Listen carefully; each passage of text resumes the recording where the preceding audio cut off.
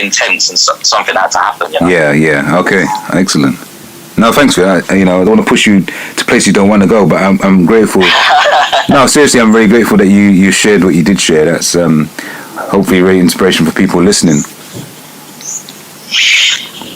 Yeah. And I think, like you say, the people on your program, you need them to be, or to have had some kind of life experiences or adversity, where they can sort of, and people to see that, to see, well, that's not the end of the road. You can turn things around.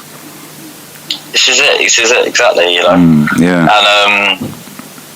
so and who knows what the future holds. I mean, we're really just we've really just started. We've only been doing this since January, so we're still in that kind of building networks and having consistent projects in motion. Right. And then we see where that goes. But as I say, like that focus of well-being, to me, there's two main kind of elements of life, you could call them, where I don't think society at the moment, in British society at least, is doing a good enough job of making sure the structure's in place and giving people what they need. One of them is youth development, particularly from 14 to 19, in my opinion. Right. And the other is in the workplace. Okay. And particularly in the workplace, how would you see the possibility of changing things, or what things would you like to see? What changes would you like to see being made?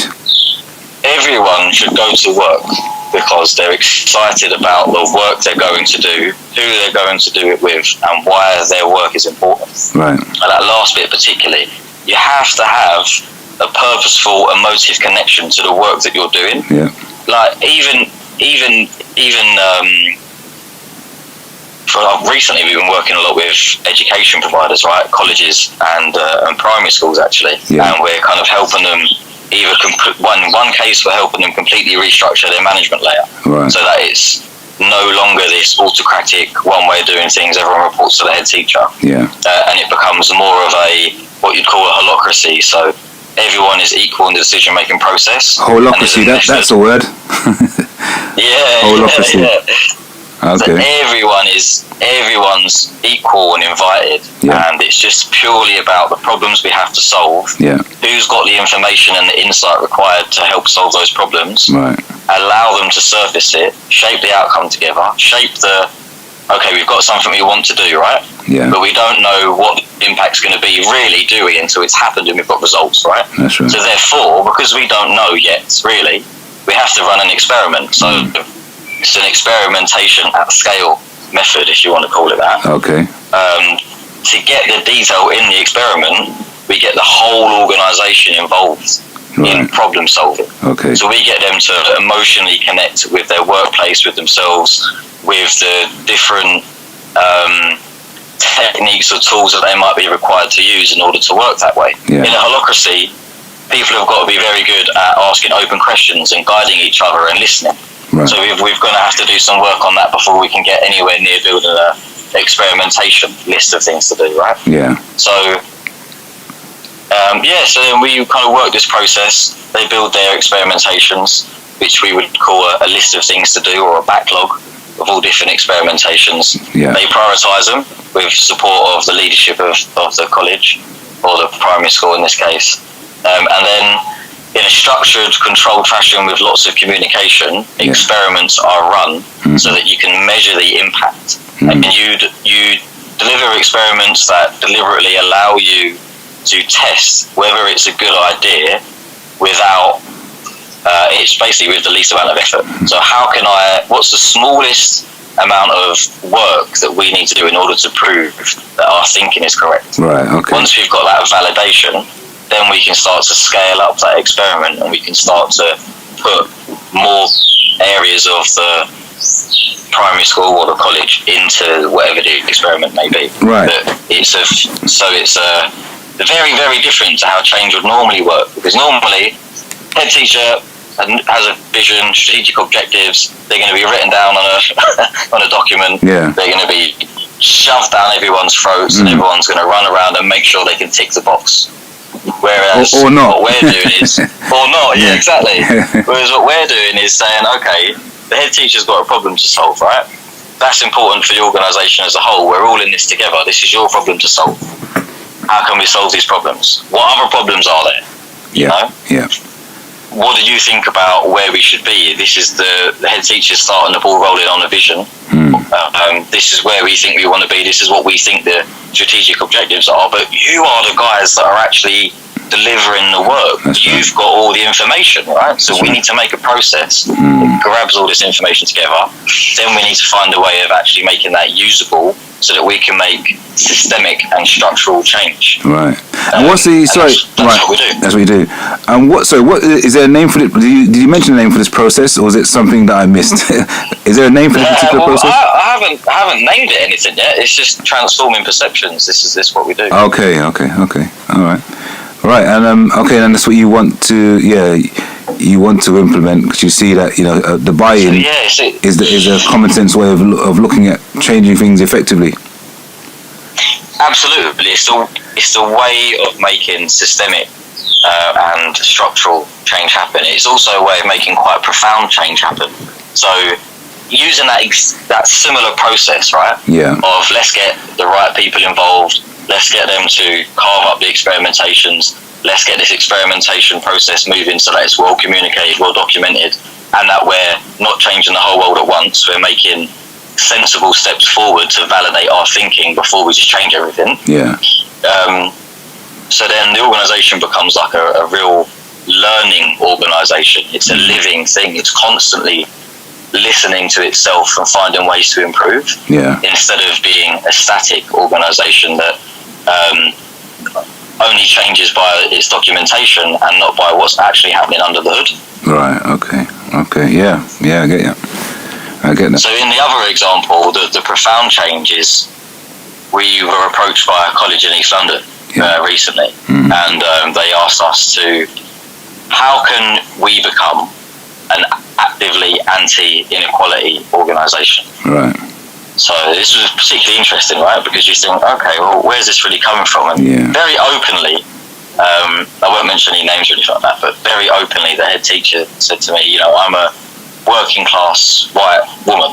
Yeah. And there's I feel that there are probably structural inhibitors to people progressing from different walks of life and different backgrounds. Yeah. But because I'm a white working class woman, I can't see them. Like, I don't know them. They're not visible to me. They're like invisible. Like, people are telling me about them and how they might be manifesting, but none of us can really get clarity of where is that coming from and how is that happening. Yeah. Because it's partly to do with unconscious bias, microaggressions, a little bit to do with personal power, and it's definitely to do with understanding how systems work.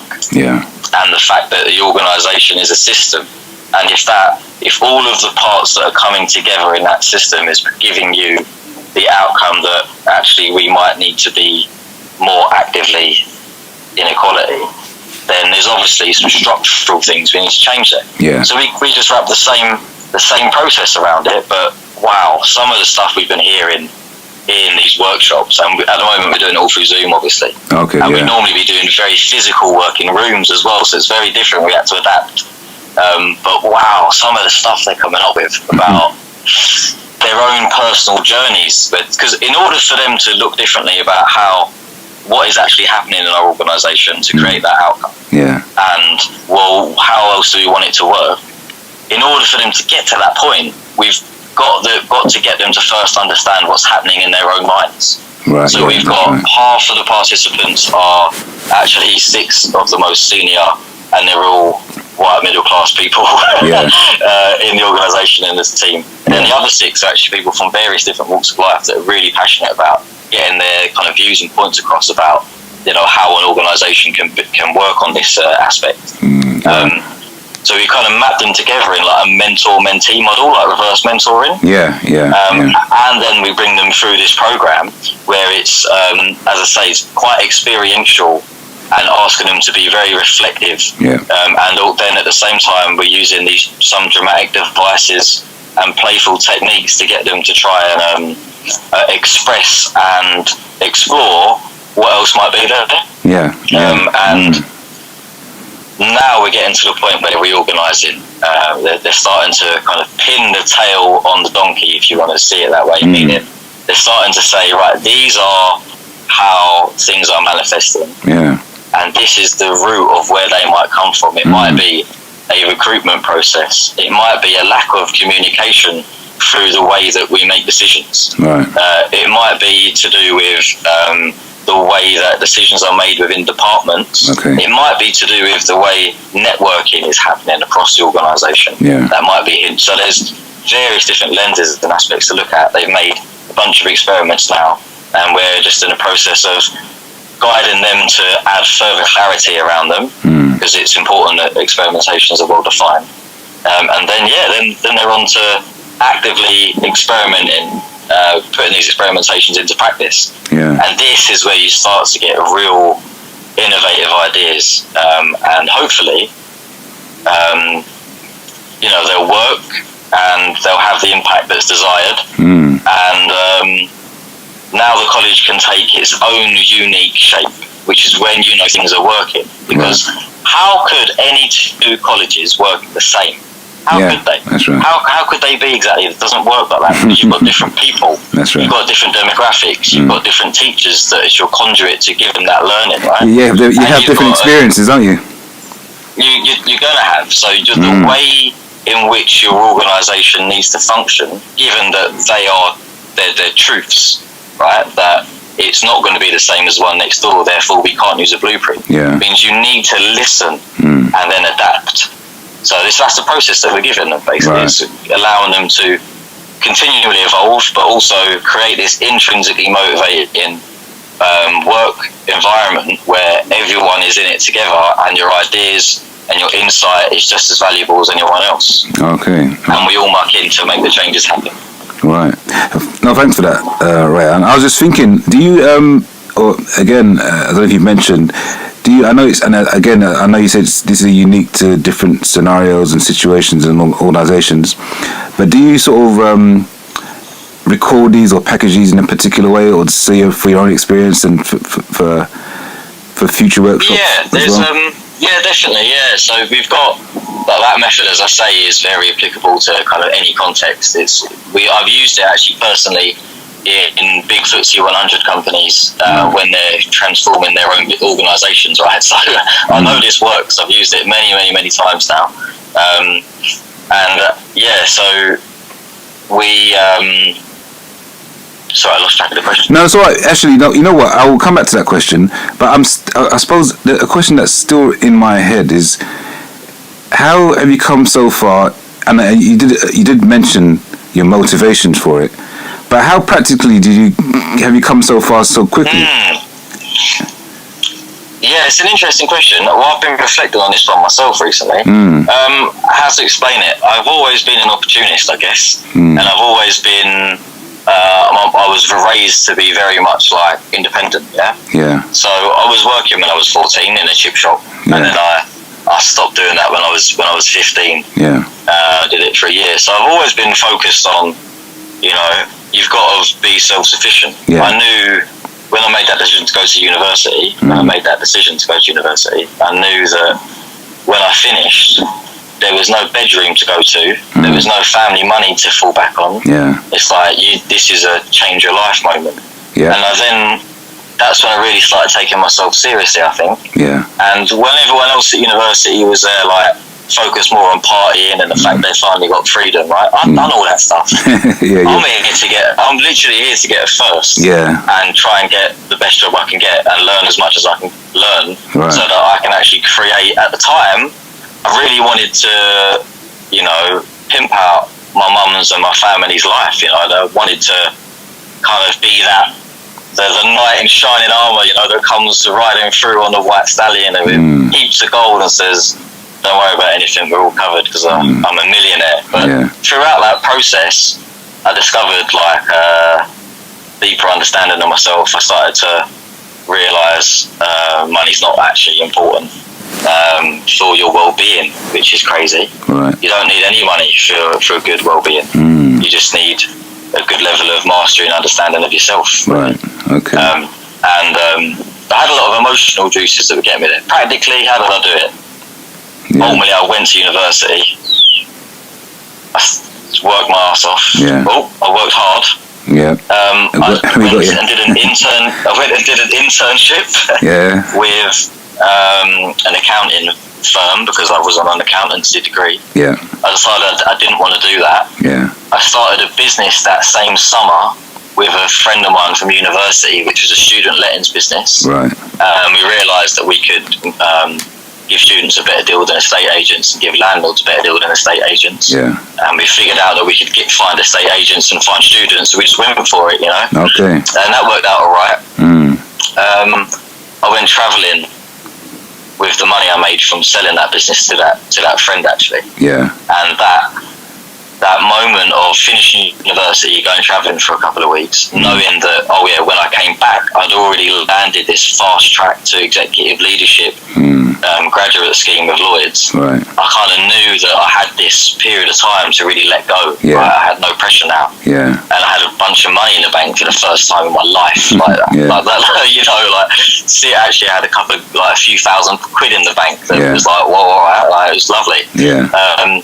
That process of being able to let go, actually, I would say, even though I was aware of things like CBT and mental health and well-being at the time, that experience of getting to really let everything loose and forget that we live in a capitalist world for a bit and just be with my backpack and some sandals and live really frugally and cheaply for a good couple of weeks was a really nice experience of getting to know myself. And I didn't want to actually start. When I started Lloyds, I didn't want to start. It was against my philosophy. I didn't want to work for a big bank. I didn't want to be one of those bloody suits. You look at the station platform in the morning, it's Matrix. Everyone's wearing the same suits. God, I hate repetitive cycles they drive. I can't stand it. So, but anyway, I did it. I knew that. Listen, there's not many people that come from my background that end up in that situation to even be accepted onto those kind of grad schemes, and there's a lot of the type of people that are ordinarily on those sort of schemes, and I stuck out like a sore thumb. What I didn't do at any time was I didn't want to lose myself. You didn't want to lose your. I didn't want to lose myself. Right. So you can feel a pressure to maybe try and change the way you speak, change the way you walk. Yeah. Because I've got my suit on now, and I'm using my badge to go. I've got my laptop and everything. You're going into the work environment. It's part of you feels like going, "Oh, hello, good morning." Yeah, that's not how I speak. Yeah. So there's a lot of getting comfortable with just being yourself, right? No matter what. Yeah. That helped me.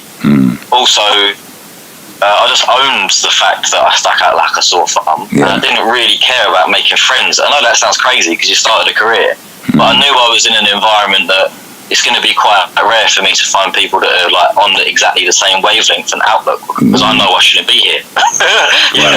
I'm not the type of person who needs to be working in the bank, really, to be honest with you. But invaluable lessons, and I'm so happy. It's the best thing I've ever done, and I highly recommend every single person, if you can muster it, apply for these grad schemes. They might not be putting you on the trajectory that you might hope for yourself, but one door leads to another. Right. These grad schemes are like one door leads to a crystal maze of other doors, because you learn so many soft skills. Yeah. How to work with people, how to communicate, how to break down an idea, how to transition 18,000 people into a brand new way of working without disrupting any part of the way the bank's working, right? Yeah. How to lead teams of 30, 70, 150 in a way where they're all choosing the direction and you're guiding them in a way without telling them what to do.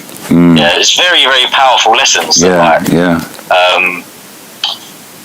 To be fair, they weren't all there and they weren't obvious to me when I first started. I had to really keep sniffing around, keep trying, keep sniffing around, keep trying, And I've eventually found a pocket of the organisation that felt like home to me at that point in time. Because it was about challenging the philosophy of why are we, put it this way, in the pocket that I found, there was no suits, no ties. Yeah. Everyone was dressed down. Some people in flip-flops and sandals at a bank. the walls are absolutely covered in what looks like kind of like graffiti, but it's actually people's scribbles and designs.